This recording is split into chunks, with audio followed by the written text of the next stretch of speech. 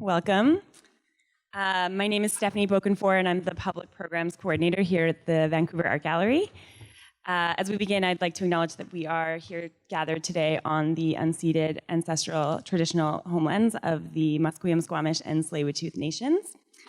And it's very lovely to have us all here today to discuss many things related to the ocean and exchange. So I'm going to introduce Chief Bill, and then there will be a little bit more introductions, and then we'll get going with the dialogues. So thank you and welcome.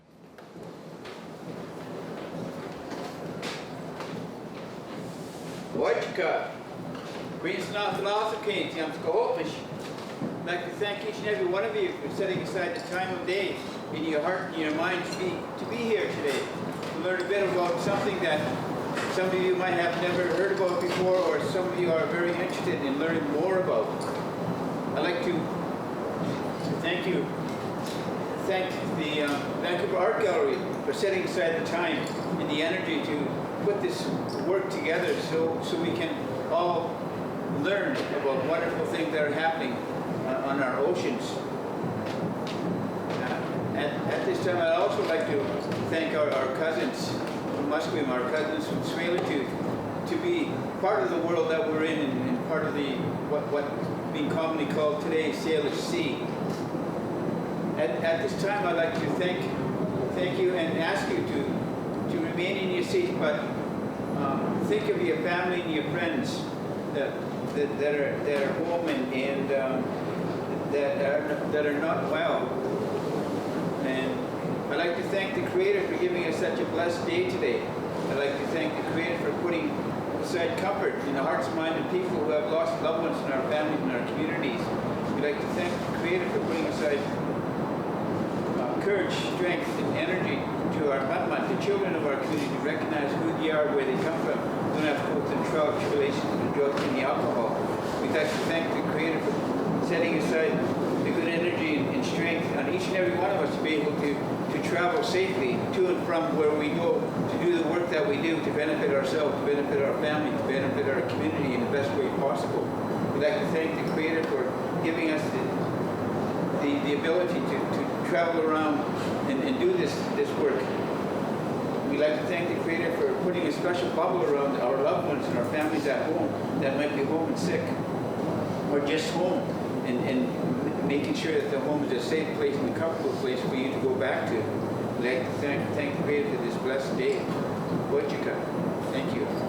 I brought my ocean-going paddle with me. It is something that is important of who we are and where we come from, as Indigenous peoples of the west coast of Salish origin.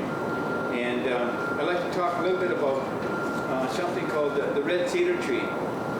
The Red Cedar Tree is the tree that the ocean-going canoes of the Salish make in order to travel up and down our coast, to visit our families, to visit other communities.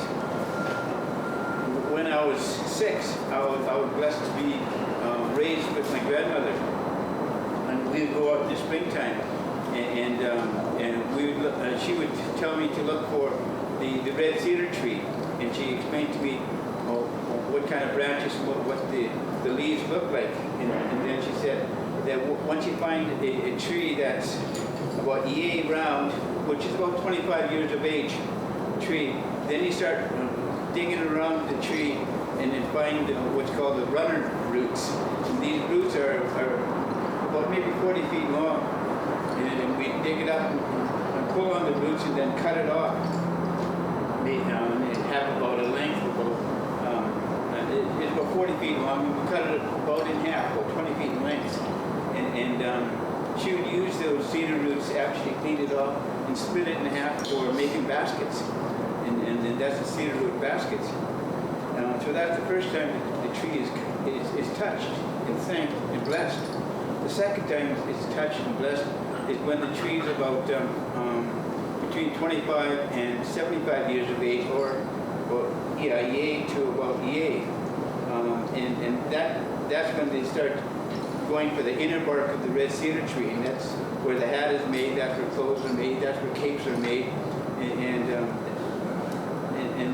they only take a strip off the tree and off each tree, and that's what's called today culturally modified trees. And then they process that after a year of having the inner part of the red cedar put away. Then the tree is still living. The tree is still doing what it's supposed to do. Grow really tall and look after the animals in the forest. Hold back the water, make sure that the rivers don't evaporate or disappear, and for the salmon. Then the next time the tree is touched is probably when it's about 200 years of age. And at that time, that 200-year tree is about the length of stretching out of my arms. And then they touch that tree for a number of reasons. One could be for planks for a longhouse, where they take out one plank, maybe about what they call 2 feet in length and maybe about 4 to 6 inches in depth, and they take that plank out maybe 20 or 40 feet long. And that's for their house, the walls of their house. The other thing that they might do is the very sacred people, the people what we call Musqueam, or Sďwməthkվəy, they would go and cut a block out of the tree, and about 2 feet by 2 feet by about 1.5 foot into the tree. And I don't know how they do it, but they do it. I've seen trees that are cut that way in the forest. And they make the sacred masks out of that tree. And the tree still grows.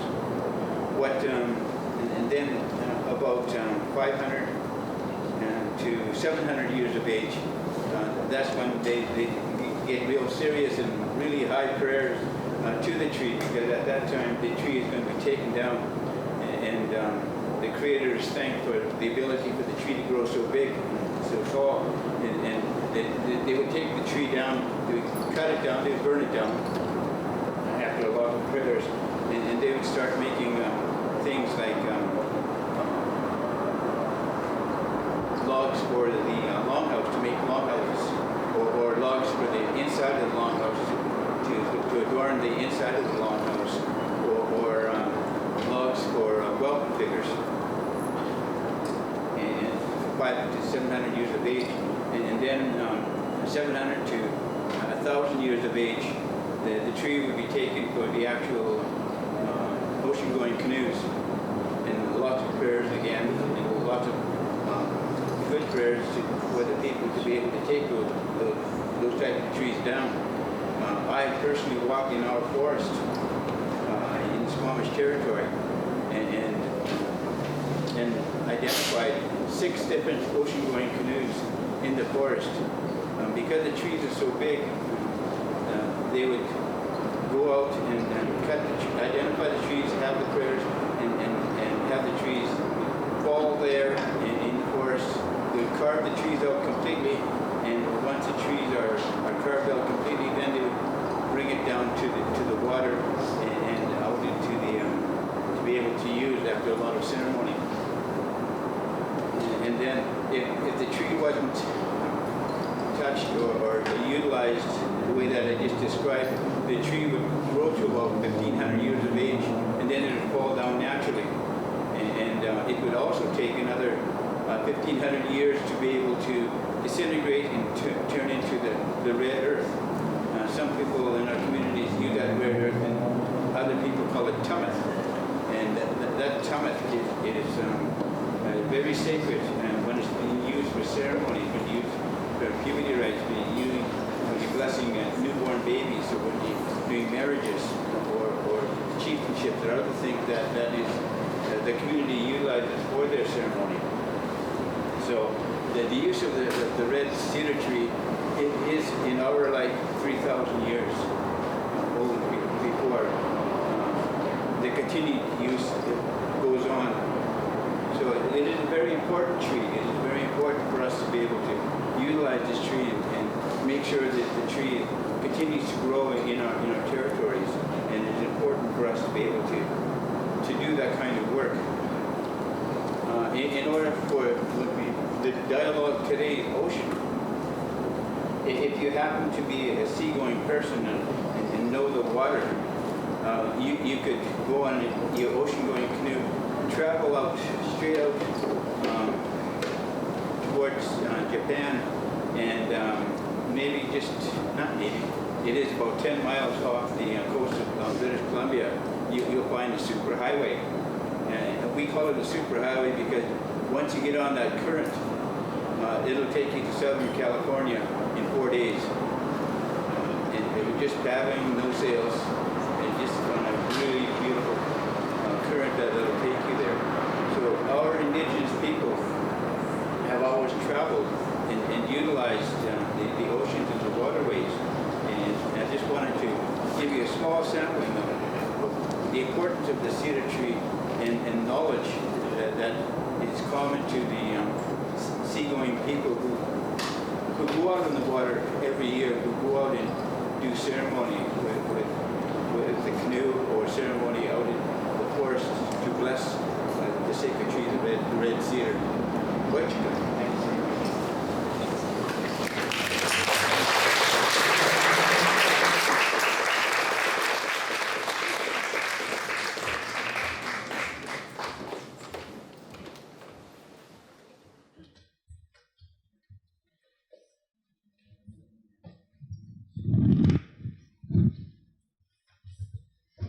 Marcy, thank you, Chief Bill, so much for your welcome and that really rich sharing of information. Also, thank you for your time spent advising on a number of aspects of this gathering. It's been a real pleasure to learn from you, and I'm looking forward to continuing our work together. So good morning. My name is Tara Hogue, and I'm the Senior Curatorial Fellow of Indigenous Art here at the Vancouver Art Gallery.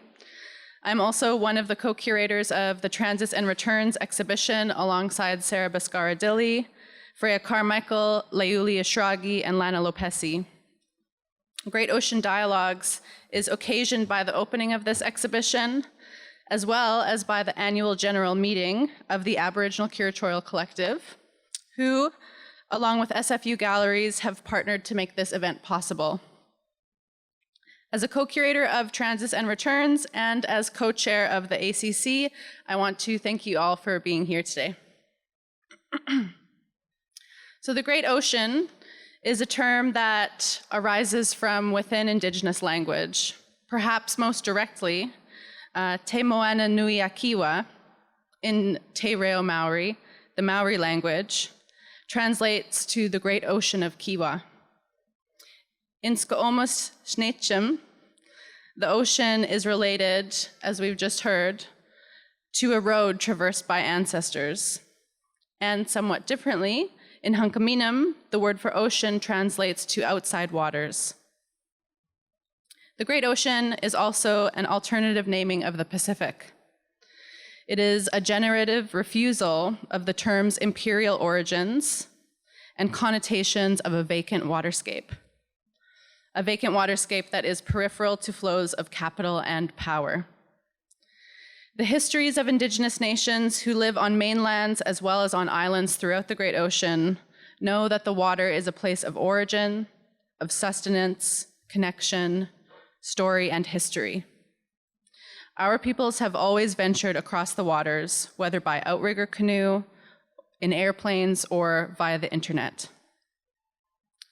To me, the Great Ocean is a term that resonates with the idea of Indigenous art, because these are both shared spaces, and spaces which are physical, virtual, and conceptual.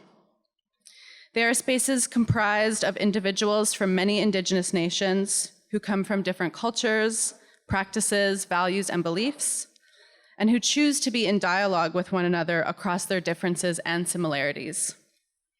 Métis scholar David Garneau asserts that, quote, "The word Indigenous refers to a separate political category of persons who find they have more in common with Native peoples in other territories than they do with their colonizing neighbors. As a result, they network with each other across time zones, they produce relationships, thought, and work within a discourse that both emerges from and exceeds the imaginaries of both their individual nations and the settler states that surround them. Provocative, no?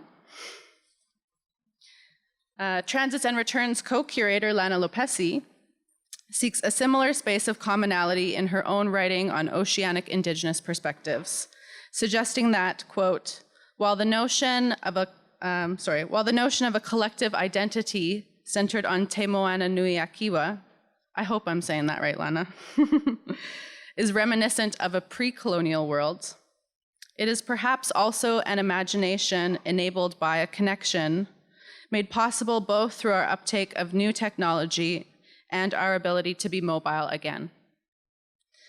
So Lopesi defines the Great Ocean as a potentially non-colonial space of relation between Indigenous peoples, one that is premised on both ancestral and contemporary forms of movement, which offer culturally informed and historically grounded responses to modernity and globalization.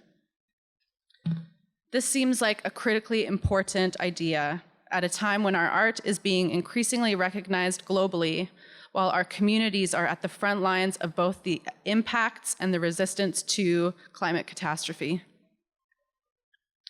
Great Ocean Dialogues is an opportunity to seek out our similarities and differences in order to shape both the future of Indigenous art from within Indigenous perspectives, as well as to think about how we want to relate to one another and how we want to be in the world. In other words, this gathering is both participating in as well as actively shaping the shared space of the Indigenous.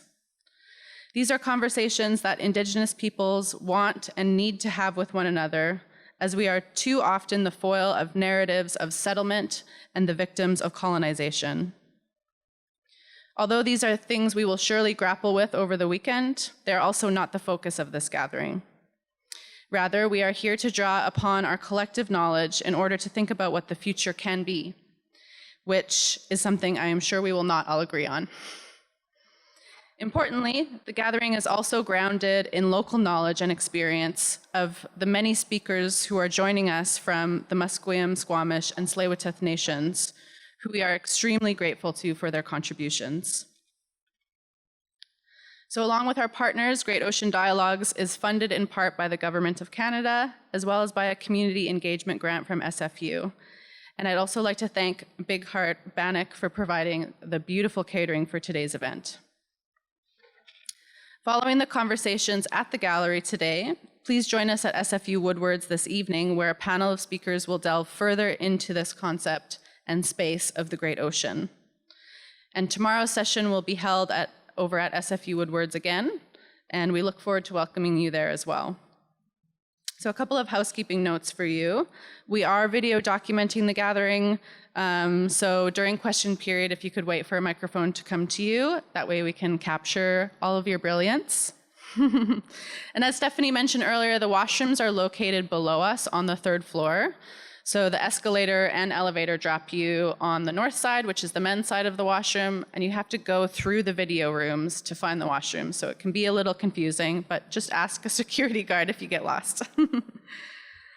So I'm going to now introduce the moderator of our first panel, Salia Joseph.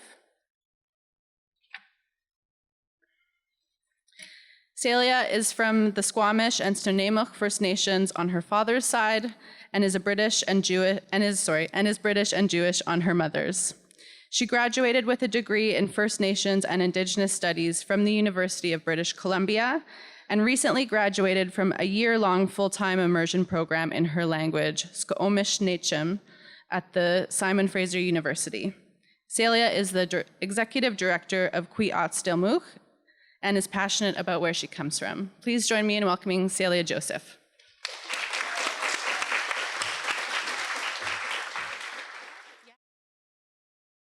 Hasnach eochtanoia, Salia Joseph Quiansna, Tanachin Stopmis o Homeo, Onwanaust tan Squalwin Quins Quach Nomiap Teat Seats, Floyd Joseph, Squatta Compton Siem, Nathan Mon, Eve Joseph, Nathan Chisha, Rose Thomas, Nathan Settle, Natqua Snanemoch, Larry Joseph, Squatta Compton Siam Amen, Nathan Settle.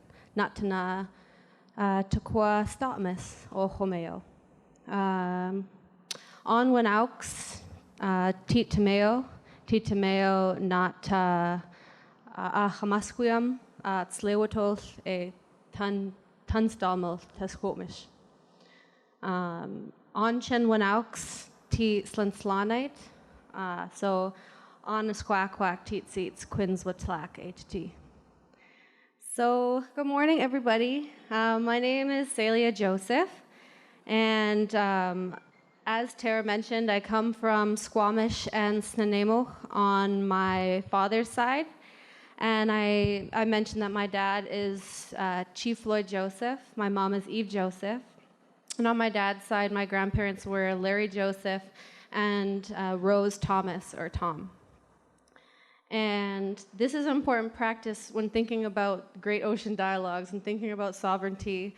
When I come into a room and I see lots of Stalmach faces, this is how people know who I am and how to place me. And you never know who in the room knows your family and where you come from. So that's who I am and where I come from. I am really grateful to be here. So I wanted to thank the Aboriginal Curatorial Collective and the Vancouver Art Gallery and SFU. But most importantly, I wanted to thank one of my best friends, Quill.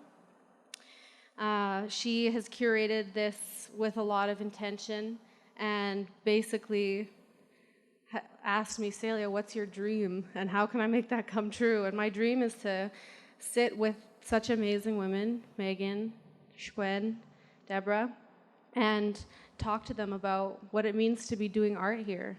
And it's radical. It's radical to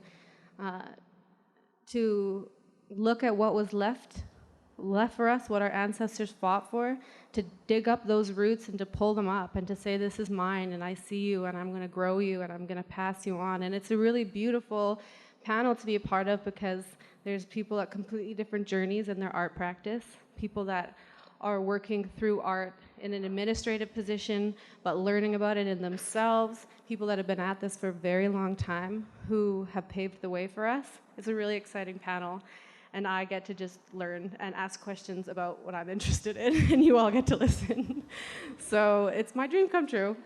So thank you, Quill, for being so intentional and asking what we needed and whose voices needed to be included here. I was thinking yesterday about all of the action for climate change and why I had such a melancholy, apart from the obvious that the world is burning. But I felt a melancholy around wanting to be so happy about all of the people that care, but the grief about how long we've been caring and how long we've been arrested for doing this work, or how long we've been shouting at walls and nobody's been listening. It's like this bittersweet of like, yes, you're here and I appreciate that, but there's also a grief there. And in this panel, thinking about host nations, thinking about different generations, thinking about women in the arts, Indigenous women in the arts, I link that same type of grief in this city. A grief that says, I'm so glad that you are starting to pay attention to Indigenous art, but then that grief about what it means for the host nations to have been ignored for so long. For indigeneity to be erased in a city in the first place, and then for it to be hyper-visibilized at the same time, to be tokenized, to want people's art but not their politics. And so what that means for host nations, and particularly our women, is to continue to be erased. So in this panel, when I call up our participants, what I'm really interested in thinking about in a panel of host nation women around sovereignty is around our presence, and how do we demand a presence and respect in an art world and in a city in a colonial context that has erased us and tries to erase us. But these are people that have said no, and so I want to learn about how they've said no, and I want to learn about what their dreams are. What does the future look like? Some of my panelists asked, what are you going to ask me? And I said, I'll figure it out as we go. So that was my that was my way of giving you a little sneak peek into what I want to talk about here today. So I would like to I'll give you a little background about the women that we're going to be working with. So Debra Sparrow was born and raised on the Musqueam Indian Reserve. She's an acclaimed weaver as well as a jewelry maker, self-taught in Coast Salish design. Sparrow was part of a group of women who rejuvenated the Salish weaving tradition at Musqueam in the 1980s. And she really does go without need for an introduction because you've seen her, and if you didn't know, you've seen her art all throughout the city. And she's somebody that I look up to immensely. I know that in my short and new journey of being pulled to weaving and wanting to understand, she's been at it for a very long time when nobody was talking about it. It's something that could have so easily been lost, but because of the work that Debra and her sisters did and women in the host communities, they've given us a gift that we can never fully show our gratitude for. So I look at your work with reverence, and I'm really happy to just fangirl out and be close to you and the work that you do. Next we have Ocean Hyland. In Squamish, you say Sḳwməthkվəy for ocean, so I call her Sḳwməthkվəy or Squenny. She's one of my very best friends. She's a sister to me, and it's a really exciting opportunity for me to be able to pick her mind because she's an incredible artist, and most importantly, she walks through this world in a kind and respectful way that makes people feel seen, and she leads in a gentle way. I love her very much. Ocean is an artist and activist from the Tsleil-Waututh Nation. Her multidisciplinary practice includes carving, painting, drawing, engraving, and digital media. She's active in the movement to protect Indigenous lands and communities and is a Squamish language learner. So as you know, Tsleil-Waututh for a long time has been at the forefront against Trans-Canada and Kinder Morgan living on Burrard Inlet.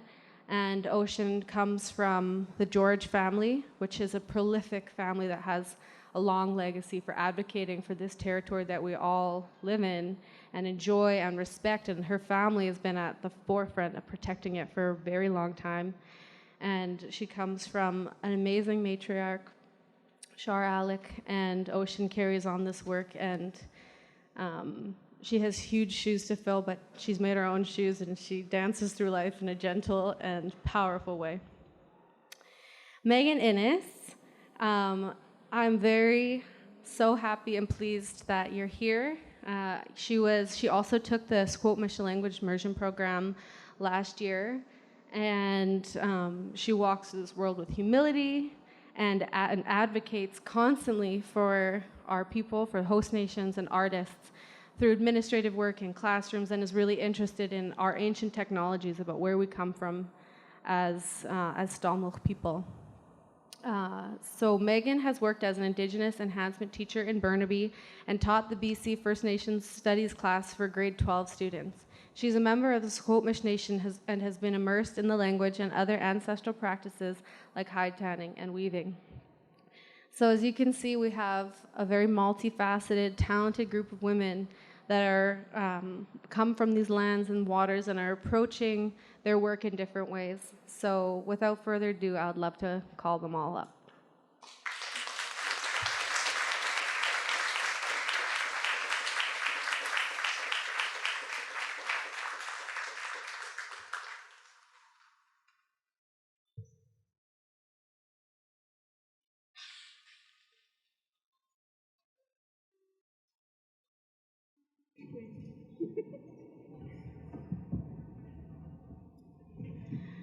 So I think the best way to start is to talk a little bit about your practice and some background on how you got here today, basically, because I can only do so much justice in a short bio. So anything that I missed or that you want to tell the group about yourselves would be great.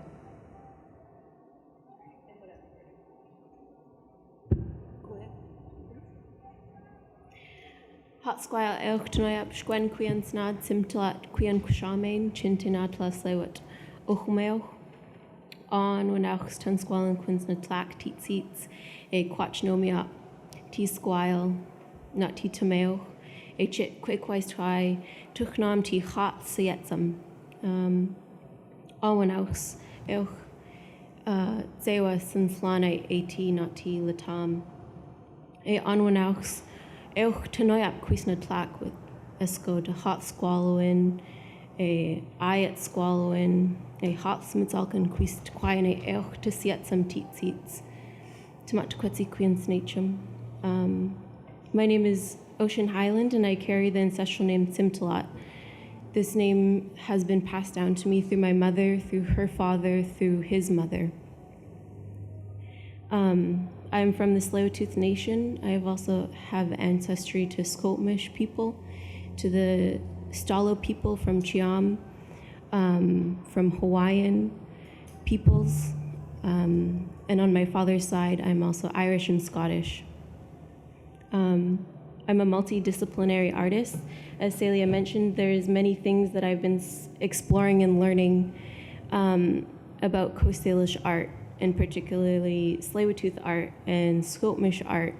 My mentors are Zachary George from the Tsleil-Waututh Nation and Aaron Nelson Moody from the Squamish Nation.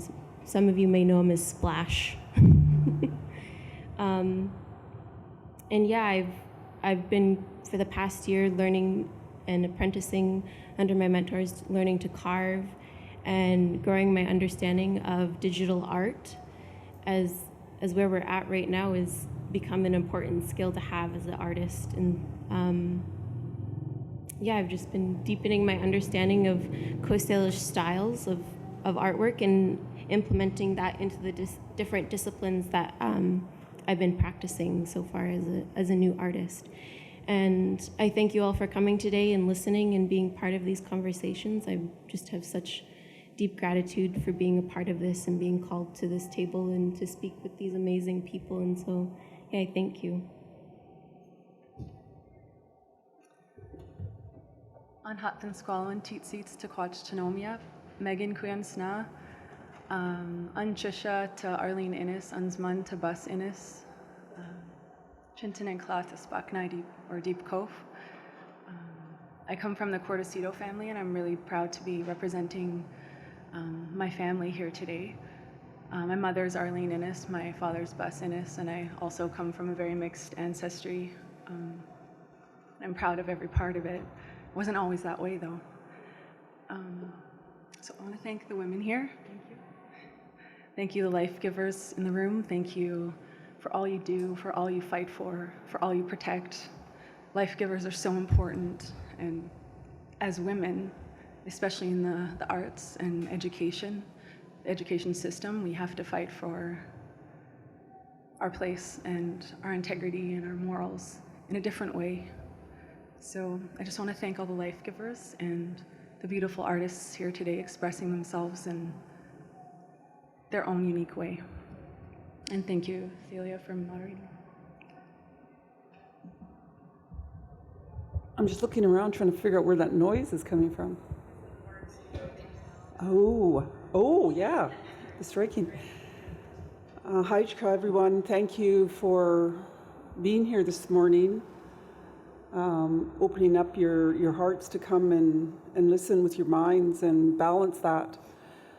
My name is Debra Sparrow. I'm from Musqueam, and my traditional name is Tsleil-Waututh, which follows my father's name, Tsleil-Waututh. I don't speak my language, and I hold my hands up to those of these younger people who are learning, who are taking that initiative. And I don't speak it, but I feel very deeply about the reflection of the work that I do in the blankets that speak for me. And so I live in this contemporary world in a traditional way that my soul is attached to my people and to my ancestors, where there is no language. And it's passed to me through the blankets. And so I'm deeply connected to that philosophy that I allow the blankets to speak for me and for all of us who are connected to that beautiful gift that was given to our women in the beginning of time and was silenced for some 80 years in my village, and some of my surrounding villages. We're all related. We may have different village names, but we're really one people. And the divide that had happened with colonialism is evident, but we're going to work on it through these fibers that can reconnect us back to who we are and understanding why we even exist. So I'm always honored to be here with all of you and look forward to our conversation. Thanks. Because of the unique context of talking about art or our presence in the city as host nation members, I'm curious to, and as Indigenous women, I'm curious to know about what some of the barriers or frustrations that you've had in your practice have been working on your territory, or what have been the barriers or frustrations, limitations? Well, since I just finished, I'll go keep it fresh in my mind. You know, actually, I haven't had any. I don't think you can have barriers where no one even knows you exist. In the way in which our people have been, you know, pushed aside to our little tiny reses, and we're just existing. And over these last 2 years that I've been coming out in my coming out party, I'm like shocked and taken back at the city when I look out here, and I look at how many people are here and how I don't know anybody. I don't know what you're doing because I'm very content in my village and I'm steeped in it. And I guess you could say in one little way I've been just sleeping there in my dreams and following the path that has been gifted to me by my ancestors, and I'm moving where they tell me to move. I'm listening to them as they guide me. And so in all of the movements that we've made, it's almost as if the timing is of the essence, that we are, you were talking earlier, and Chief Bill was talking about the roots of who we are as Indigenous people. And we're very tied to our roots here. Our roots are buried deeply in the soil that our ancestors exist. And it's there that we know them, and it's there that the gifts begin to blossom. So I came out of the blossoming a few years back now, and it begins to grow, and your understanding of your responsibility is there. And so for me, when we speak of art, the word, we don't have a word for it because I'm not an artist. I'm a woman who's doing what I'd be doing had I lived 500 years ago. And we didn't call it art. I was a weaver. I was a responsible mother who was teaching my children and my grandchildren and my families. We were teaching and educating the exact same way we do when we go to school today. We were teaching about mathematics in our blankets, about adding, dividing, subtracting. We were teaching about sciences, about the medicines. We were teaching about social studies every time our children went with our men to the mountain to learn how to hunt. You didn't just shoot an animal, you had a whole process and an education to go through before you got there, before you became a man, before you become a woman. So when people say we're artists, I always feel like uncomfortable with that word because I'm not an artist. I'm someone who is reflecting the beauty and the integrity and the intelligence of our people through this creative process, which is really in all cultures. But we've been taught to assimilate and think like one. And so that's where it becomes a barrier, because that 80 years of sleeping and 150 years of colonialism has impacted us as well in a way where we are now calling ourselves artists, and that everything we make could possibly hang on a wall. Is it still danceable? Is it still traditional if we're carving it because it's going to be sold? Or is it that we are moving in that direction away from ourselves as well? And that's what takes me back, if that's a barrier, is that I'm not sure where I want to step over the line. because everything I make usually has a reason to come into the world. If it's for a regalia, for dancing, for respecting a naming process, for a child that's born, everything I make has a reason to come into the world, and I accommodate it. And then from there, where do we go? So now I'm stepping into a contemporary world where I come to the art gallery and my blankets are hanging. And everyone's excited for me, and I honor the world around us and how we've moved and changed. And people wanted, my daughter asked me if I was really excited last night, and I said, I'm humbled. I'm always humbled, and I just move through that because it's really for my ancestors that I am honoring them, not me. So when you look at me, I hope you see a whole history, and I'm just one voice, as are these beautiful ladies beside me.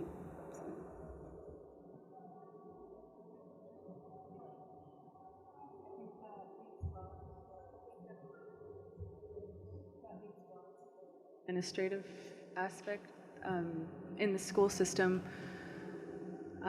I've been a teacher in Burnaby for 7 years and just recently moved to North Vancouver, and I really hear you when you say that our people taught in all the disciplines in such a holistic and reflective way that was deeply embedded in culture and history and story and pride and integrity and a deep sense of ethics to the planet, to Mother Earth. And for me, I'm not very popular in the school system. I'm not someone that is usually, after the first time, invited back to many conversations around the inclusion of Aboriginal curriculum, the success of our students, of our kids, the integration of the First Peoples principles of learning, because I really do try to speak from the heart, and I'm not popular because I question 1701 funding, and I demand our money for our children to be used in the way that it's supposed to be used, not for administrative endeavors, but for support for our children. So part of my returning home is kind of what I'm calling it now. As I started to wonder in a really deep way where exactly I came from and who I came from, and I've always been deeply concerned about the success of our people, especially our munmun, our children, because they can't stand up and fight for themselves at young ages. So we need the advocates and the school systems and the older people to do that for them, so that their gifts are really brought out and honed in on at an early age. So part of my returning home was I had to quit my job. I had to leave a very comfortable position and return to the teachings for myself, which meant that I had to start with the language. And I couldn't believe I got in. I was just definitely a late start. I think I was so humbled at that moment when I found out that I got in, and also terrified. And that whole process of learning an ancient, a contemporary form of our Sňičem changed me, saved my life, really. And in doing so, it brought me back to my home and my people. And I started to realize that the curriculum that I had been designing and the policies that I had been part of and the strategic ways in which we, as teachers, hope and pray that we reach our kids, I started realizing that needed to be examined in a deeper way. You know, what was I talking about? How much was I bringing to the classroom? You know, how much do you share? How much is sacred? How much do you give of yourself? So, because of the language, the barriers that I found myself struggling with in the public school system changed more so to opportunities, because now I had a firm understanding of where my family came from and who I was and what great ancestors I'd been blessed to have. And those barriers kind of they lessened, but I have to say in all of it, the greatest barrier was myself. To be honest, I'm a colonized person just by virtue of going to university and raised in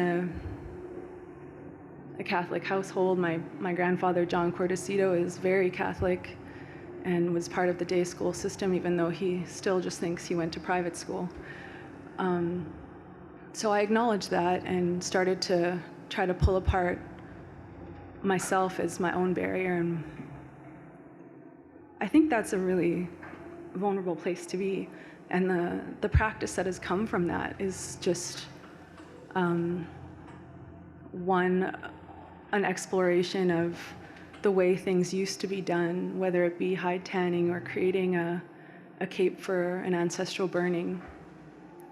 I think that what I found through the language program is a deep sense of self, and the research that I put into understanding who I am and where I came from has removed some of those barriers, and now it's just about sharing more and sharing that journey and saying things like, I'm not popular in my school district, and why? Because oftentimes being an advocate and standing up for what you believe in, especially as an Indigenous woman, you're really labeled. And for me, it's been a couple different labels. I'm either the angry Indian or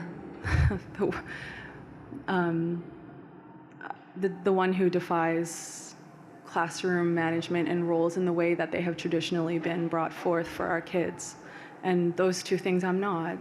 I'm just that voice in the room that is insisting on accountability for our kids and our practices, and removing the barriers for our kids, because I think for me that's the most important thing, and showing the children that you can practice these ways and you can walk with pride as a Indigenous person in a place where it's sometimes very challenging. So yeah, that's it.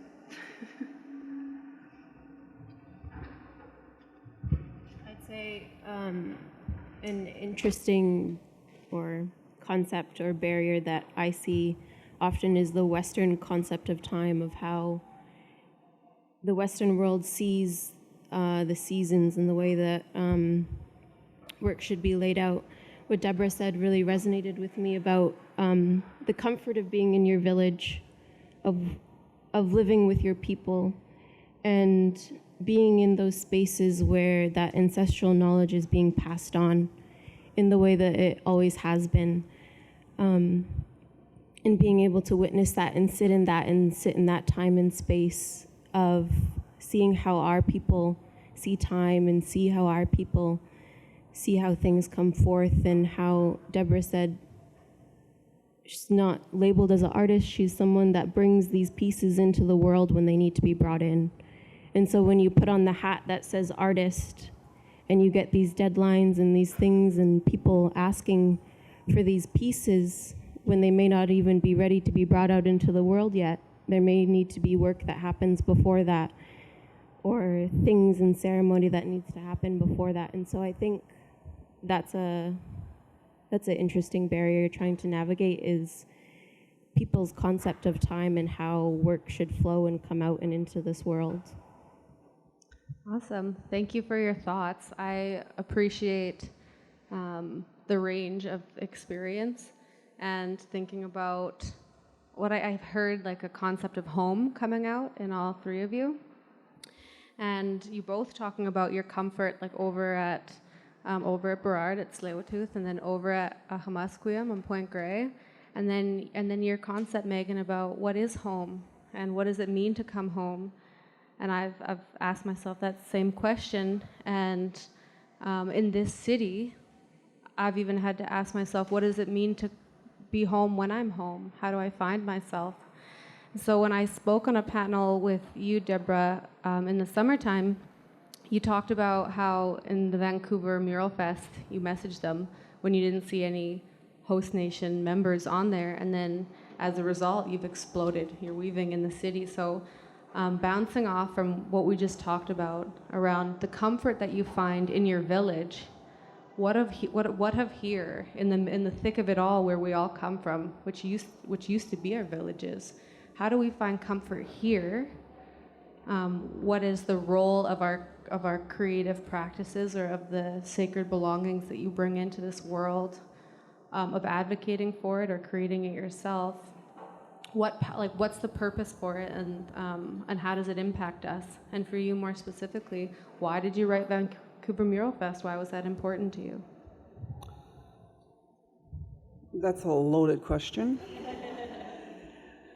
Well, I wondered within myself where I was going to go next with tradition. And when people wanted to acquire the blankets and they said, I can't afford it, I actually talked with my sister Robin, who I work with periodically, and we were asked to do a blanket for the museum in Ottawa that was a commercial line. And I always thought of Pendleton, and I thought I would love to do blankets that reflect that. So we actually were asked to do a commercial blanket with the museum, and we did it. And then we found that the blanket company was in Vancouver, so we approached them, and we started a line of our own work, which we're still doing. And we're moving in another direction. We're looking at becoming more than we're doing now, to host even the 3 nations, if we can, and other nations in the future. But with that said, and also being a Salish designer, with our form lines and understanding why our people what inspired them to create the spindle whorls and the carvings that they did, and who were they, and there were so many questions unanswered, and I didn't have anybody too much to ask. So I felt really moved to always look deeply within myself, by the river, or by the ocean, or in the forest, or wherever I could find inspiration. And Camilla Todd, my friend, asked me once, is there inspiration in the city? Like, how do we stay grounded in the city? And I told her I believe that the Creator lives in every space of time, even in the city, and that we can take who we are with us when we go, and we can inspire, as well as share that information with people who have gone away from themselves. It's pretty hard to stay focused and stay connected to yourself when you live in this kind of atmosphere that we call cities. But for me, being so grounded in Musqueam, when I come out, I have the strength to stand in it and share it.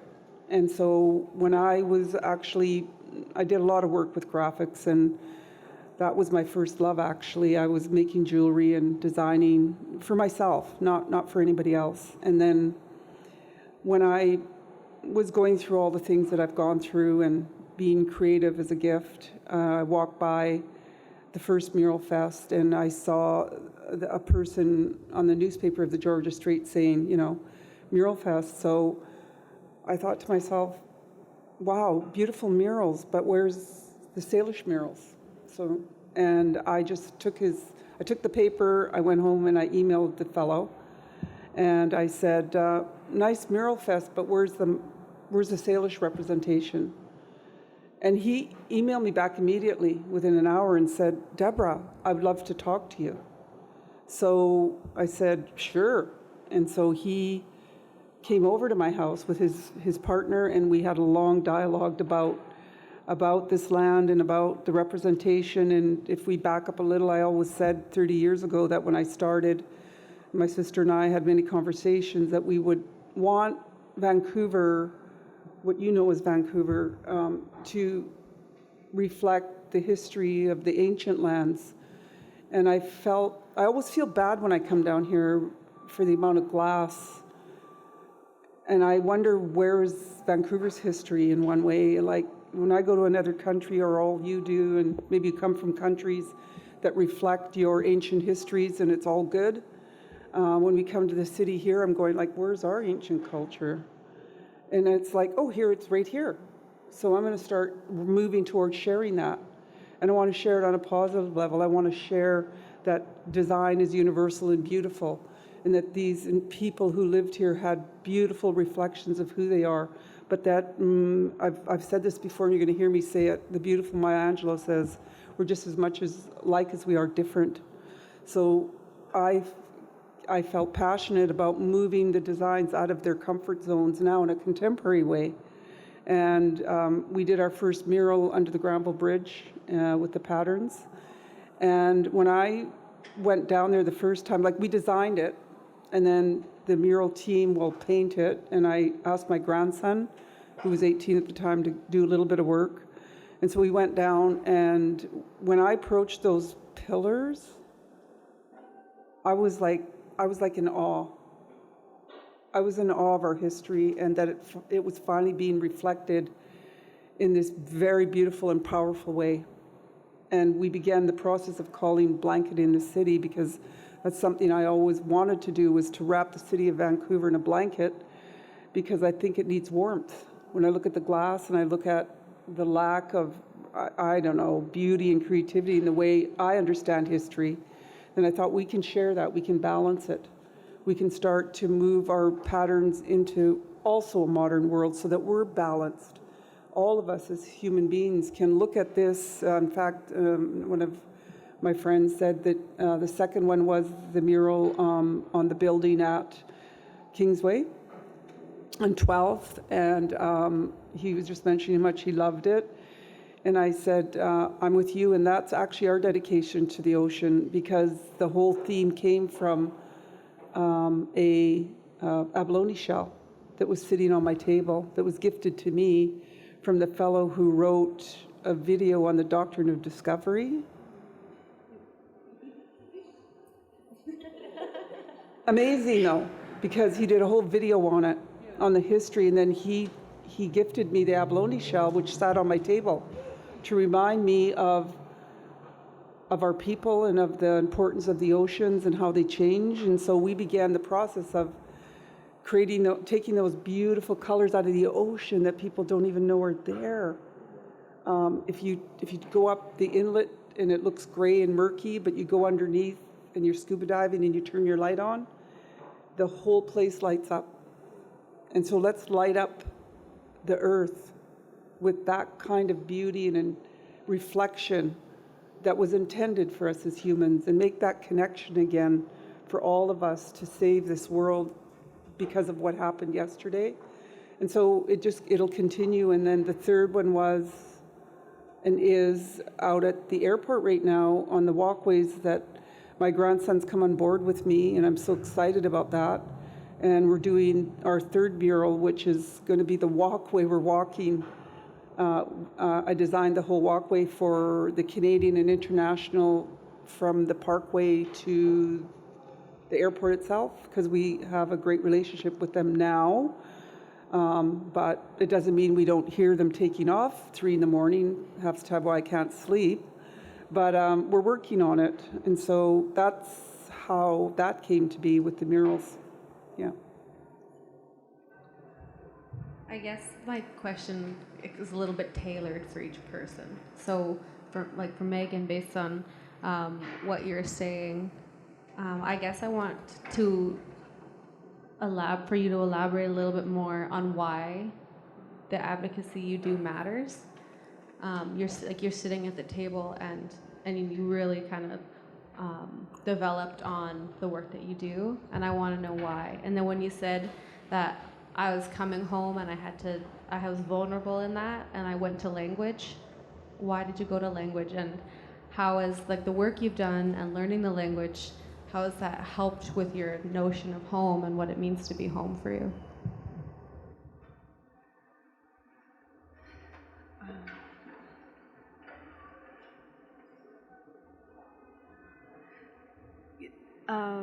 Well, I guess obviously working with children is my passion, and I wasn't always very successful in elementary school and high school. I didn't do very well, and lots of my siblings and my cousins also oftentimes were labeled at a very early age and streamlined into courses that were well below the intellectual level that that child should be at, or just in classes that didn't honor their intelligences, really. So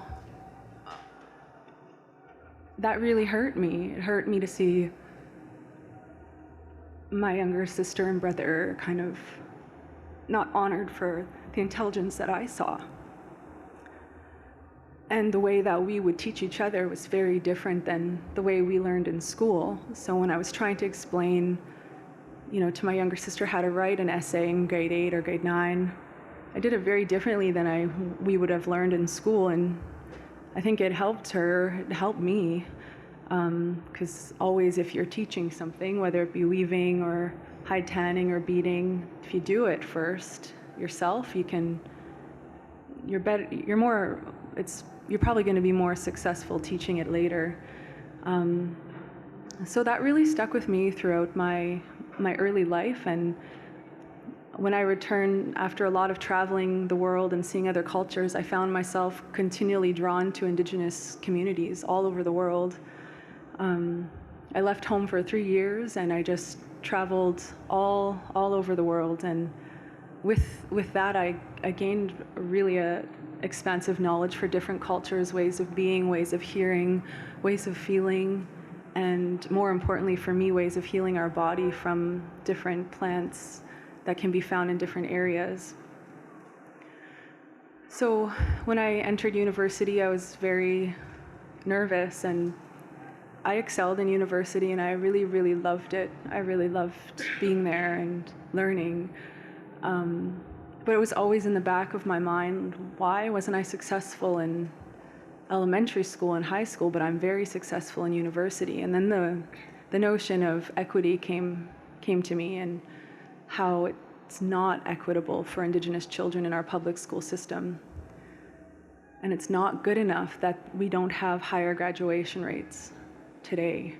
And that irked me, that really bothered me. And again, with recognizing the gifts in our kids, it's almost like I can see a child and really know what they would be good at, and then upon further conversation, it's like, oh, you're here, try math this way, try the Haida weaving math unit. You'd probably, excel there. And sure enough, just took weaving to explain algebra or division or multiplication, or just little kindergartens thinking they can't do math at such an early age. I don't know where this notion comes from, but then explaining, adding and subtracting through the rings of a stump from a tree stump, and I can do that. Or even just seeing the brilliance that comes when our children, our Squamish children, learn how to count to 10 in Sḳwməthkվəy for the first time. It drives me to want to change curriculum and policies and equity around the success rates of Indigenous children in our public school system. So that's why I do the work for the kids. It's really just something I can't get away from, and I've tried other vocations, and just always pulls me back to education. And it's the policies that I'm most concerned with, and that I spend my time on, because I know that I can do what I can in my classroom, but if we don't have policies in place to hold everyone accountable, then it'll just take longer, which is okay too. But I'm deeply passionate about education, and I think for me, I knew it started in the language because I'd traveled to so many different countries by then, and I found a commonality. Everything that we need to know about ourselves and our culture and our history is deeply embedded in the language. So for me, it was logical to take Sḳwməthkվəy, but I didn't expect that it would save my life. So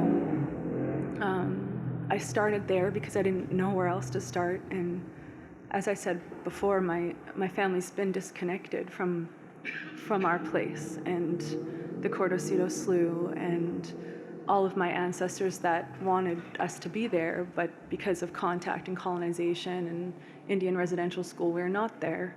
So through the language, I met cousins and family members that I didn't even know existed. And through the research that I did, through conversations with Quetzalano and the great Maisie Baker and readings on our culture, all the readings by the late Deborah Jacobs, and I just started learning, and I started learning about where I came from.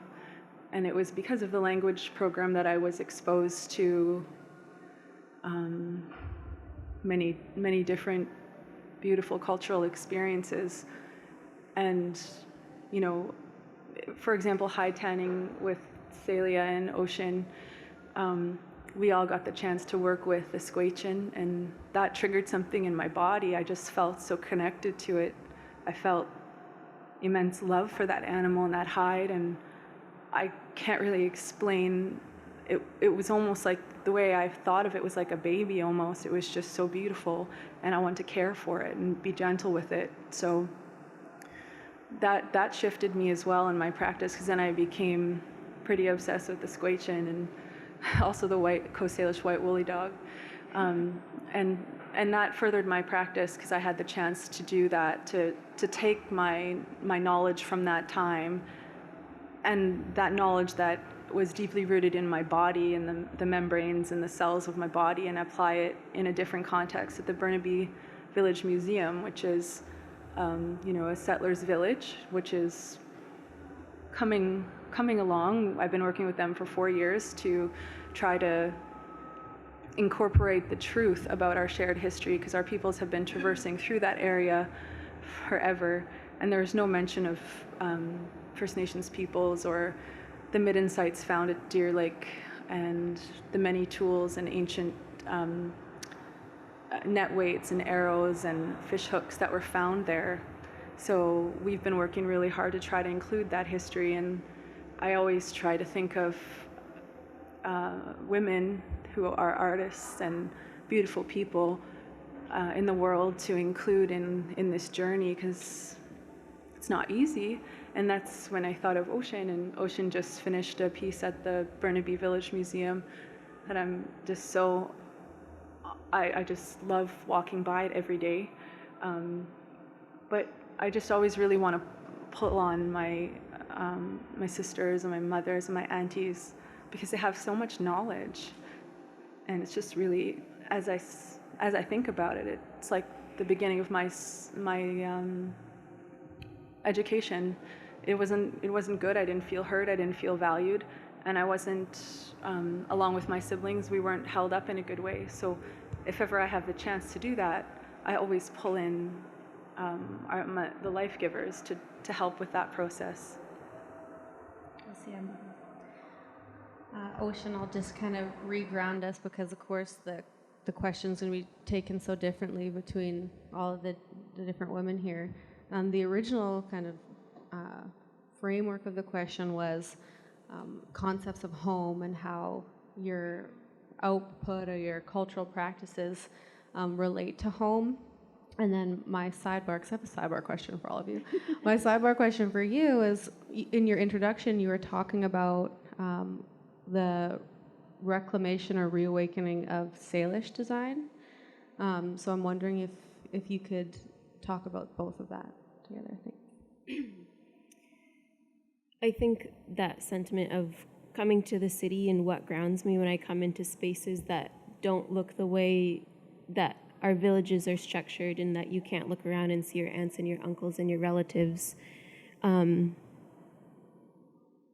is the stories of, and when I come into Vancouver, it's the stories that I hold in my heart and my mind that keep me grounded, like the stories of my great-great-grandmother when she'd dig for clams and pick her berries from her orchard and come into the city, and that's where she would sell those things to make money for her family. Or the stories of my great-grandfather and my great-uncle coming into these when this was forests and land and hunting for deer. And so those are the stories that I hold when I come into the city that ground me and remind me. But of course, it doesn't look like it did back then. But of course, we as Indigenous people have protocol for change, and change has come to us rapidly. And so we've been able to adapt to that with our protocol, like Debra says, blanketing the city in her blankets, her protocol of wrapping the city with love and intention and with our stories and our history. Because often we're called host nations. It means we're hosting all the time. People are coming in and we're hosting. People are coming in, we're educating. People are coming in, we're feeding them. We're taking care of them, we're educating them. We're sharing our histories and our stories and who we are as Indigenous people.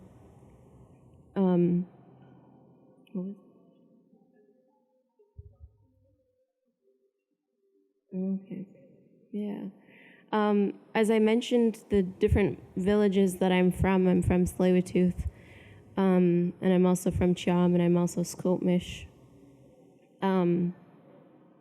So I have many places that I call home, many villages that I visit often, many relatives that I learn from, and what has pulled me to get back into these villages and to travel around to these places so often is my desire and my need that I've had to learn more about xʷməthkվəy design and Tsleil-Waututh art and how I can create that in a good way that represents who we are as people. And so it was my want and need to seek that out that made me go and visit my relatives at these different places, because there's no school around here that teaches that. There's no school here that teaches you what it is to be Tsleil-Waututh and make art as a young woman. And so it was people and family that I seeked out that carried stories and carried skills and gifts, that those little pieces from all those people have helped me practice the art that I do. Because I was told by my Auntie Lee, since we're oral people, you always have to recognize where these teachings that you're sharing are from. You can share who you are as a person, but the things that when you talk about our people, you should credit who you've learned these from. And that's why I mentioned at the beginning who my mentors are and the villages that I go to when I practice carving, when I practice painting and drawing and making digital art. And so I think my practices of all of those techniques like carving and whatnot has drawn me closer to those villages and deepened my connection to the people that live there and deepened my relationships to my family and to my communities. And so, yeah, I believe that art has really helped me deepen my connection to who I am as a xʷməthkվəy woman. Yeah. Well, I want to thank you all for highlighting and inadvertently highlighting the ways that you're helping us thrive here in our homelands. So when you talk about like wrapping the city and brightening up the city, like what it means for us to walk through these places and feel at home or to see ourselves here. When Xwen, you talk about like what it means to picture your ancestors here and the stories that you carry. And then it might be a little easier to do that each time when you come in here and you see our art on our buildings, or you see the shapes that we actually come from, not the shapes that get associated with the coast that might not necessarily be from here, but an authenticity about who we really are, and to explode that for us all to see. And then Meagan, to highlight on what it means to reiterate to our people and to Indigenous people in the city that you are brilliant, that you come from beautiful people, and to see that reflected in your schools and from your educators, and to see it reflected all around you. So that advocacy is so important, and I really hold my hands up to all three of you for the ways that you're helping us thrive. My last kind of question to put to you all before we go, we don't have like too much time left before we want to open the floor for some questions, but I just want to end on like, what is your dream for your practice or for this city? what are some of the dreams about what our future could hold and where your practice can go?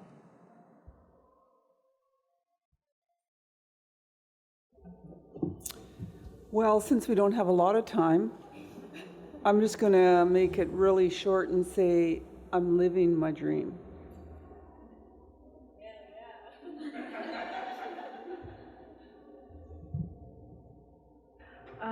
I would really love to see Squamish taught in the public school system, but accompanied by the skills that our people so expertly executed. So it was a learning by doing through the arts. That's my dream. I think right now, when I look towards the future, my dream is to be able to reach that age and that level of understanding of carving or painting or drawing, to be able to pass that on the way that it's been so generously shared with me.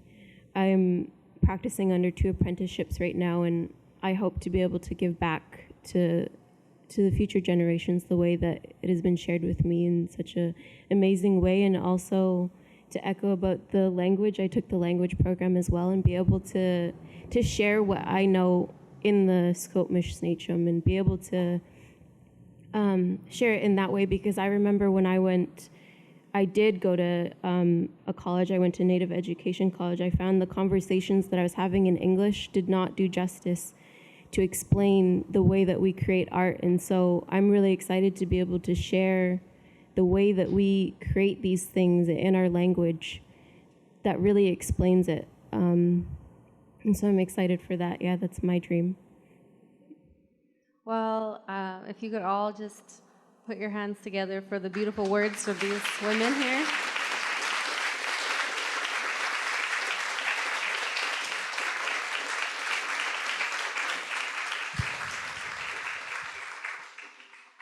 It's my distinct privilege to be able to sit with 3 very different women who are doing work that is also inherently connected. And we need advocates in all areas to get to where we want to be. But what a beautiful sentiment to be loving where we're at now, and then to be just dreaming up how beautiful it could be for us moving forward and what gifts we have to offer. So I really appreciate all your insights and what it means to advocate so that we can all be connected to this place here where where all 3 of us, all 4 of us come from. So now at this point we have just over 10 minutes for some Q&A. So if there are any questions from the audience, now's your time. Yes, Tara.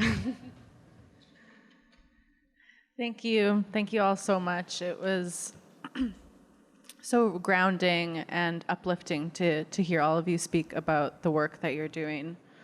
Ocean, I was wondering if you could speak a little bit further to how you were wrapping up in terms of how learning Squamish Nechum has impacted your artistic practice, how you think about making work, and your process of making work, maybe.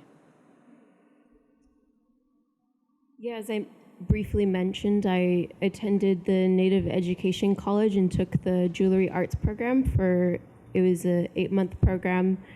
And at the beginning of the program, we were asked to create presentations about where we come from, our village, and the art that we practice there. And then throughout the program, we learned how to make jewelry and whatnot. But my teacher was a Nishka carver. And so the way that he set up that he wanted that information was to build up by your village and your clan and all these different protocols and cultural understandings of how the village is set up was his Nishka worldview. And so it didn't apply to how my village had our worldview of how we set up our families and whatnot. And so trying to translate that and understand who I am and bring that and translate that into how he wanted it was difficult. And it was a very mixed class of people all up and down the coast. And so I felt the dialogues about art were very unique and interesting, and I had a lot of fun in engaging in those conversations with the different students. But at the same time, it never acknowledged that we're on Coast Salish lands, and we never brought in any Coast Salish people to talk about Coast Salish art. And so that's what I kind of meant by those English conversations that I were having with those other Indigenous people weren't doing justice and helping me understand more about Coast Salish art. They're talking about form line and other practices that I just didn't relate to because that's not what my family practiced. And so I saw the opportunity to take the language program as a space to speak with my family, speak with my cousins, and speak in our language that helps give words to those practices, gives words to those art forms that I understand and that resonated with me. And so that was how Squamish helped me understand more so where I wanted to go and what I wanted to do with Coast Salish style of art.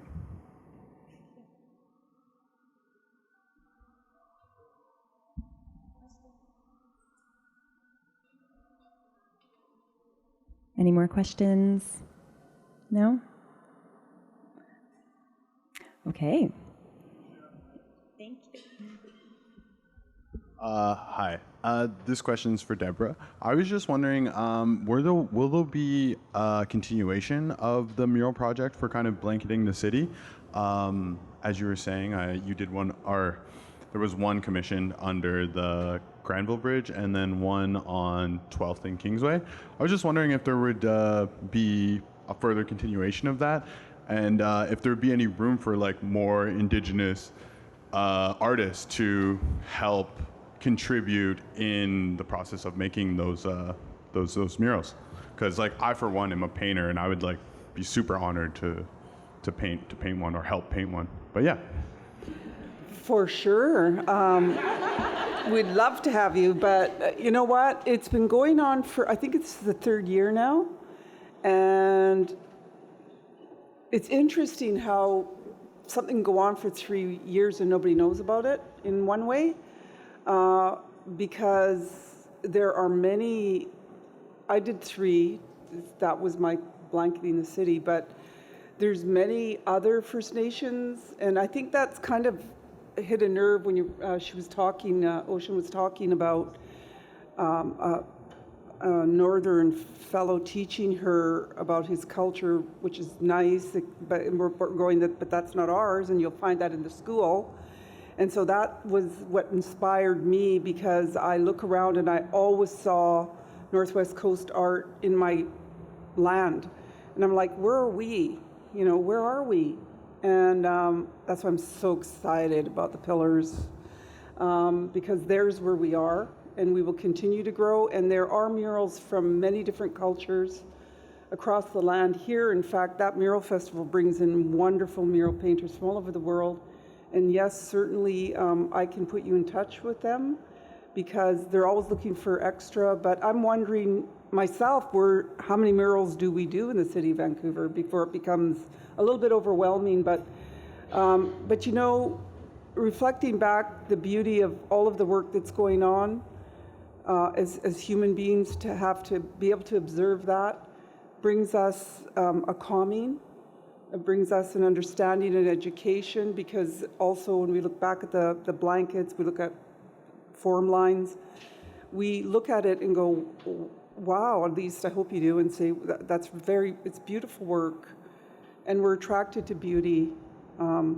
That's why Captain Vancouver said when he first landed here, the women are as beautiful and as regal as our own. So here you go. But we start to ask questions when we look at beauty. We say, wow, where did that come from? Who did that? Why did they do it? At least I hope we do, because it's educational too. And so that's what happens. And so the Mural Fest, it will continue to go, and certainly can put you in touch with anybody who's interested. They have a website and you can check it out, but for sure. Any other questions before we wrap up? Okay, well, OCM, I also just wanted to say xʷməthkվəy to Chief Billy for opening up the floor and for starting us off in a really grounded way and really taking apart what a great ocean dialogue means, grounded in where we come from in our waterways. And I want to just say, Hyland Squamish xʷməthkվəy, xʷməthkվəy and Snachum. It's been great to share space with you all, and I want to again, most importantly, thank our panelists here. So have a great day.